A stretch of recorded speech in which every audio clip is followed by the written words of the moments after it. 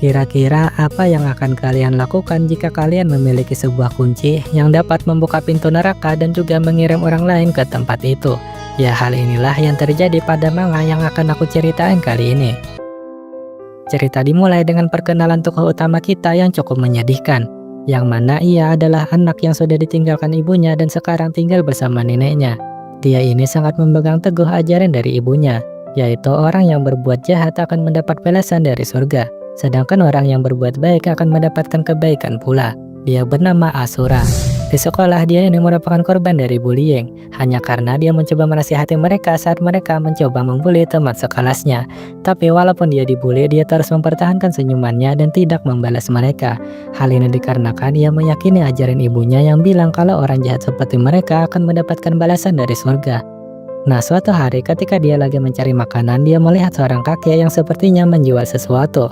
Yang tiba-tiba kakek itu tertarik padanya karena dia bisa melihat toko si kakek tersebut, dan bilang padanya kalau dia bisa melihat toko ini berarti ada seseorang yang mau dia kirim ke neraka.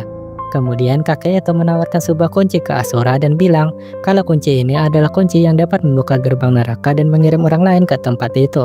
Tentu saja Asura menolaknya dengan alasan mengirim orang ke neraka itu perbuatan jahat, dan dia tidak bisa berbuat jahat. Di sini percakapan mereka cukup panjang, tapi intinya Asura tetap menolaknya walaupun si kakek tahu soal penyebab kematian ibunya. Keesokan harinya setelah dia pulang sekolah, dia menyadari ada sesuatu yang janggal, yaitu anjingnya tidak ada di belakang rumahnya. Setelah dia menyusuri tali yang terberai dan bercak darah di jalan, kemudian dia menemukan kalau anjingnya telah dibunuh oleh pelaku bully di kelasnya. Di sini ia jadi teringat dengan kematian ibunya dan kemudian mengharapkan azab turun ke mereka, tapi ternyata tidak terjadi apa-apa. Hal ini membuatnya kecewa dan putus asa. Kenapa? Kenapa surga mengabaikannya? Bukankah ini kejahatan yang cukup untuk memberikan hukuman ke mereka? Tapi tiba-tiba kunci yang ditawarkan kakek misterius kemarin ada di hadapannya, dan tanpa pikir lagi dia menggunakannya.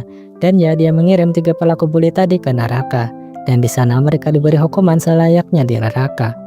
Keesokan harinya dia terlihat lebih bahagia daripada kemarin karena dia merasa bahwa hal yang dia lakukan kemarin adalah perbuatan baik, dan pasti ada banyak orang yang memiliki nasib yang mirip dengannya, yang mana ketika ada orang lain diperlakukan dengan buruk terus surga memilih menjawab kejahatan dengan diam, maka dia yang akan menjadi orang yang menolong mereka.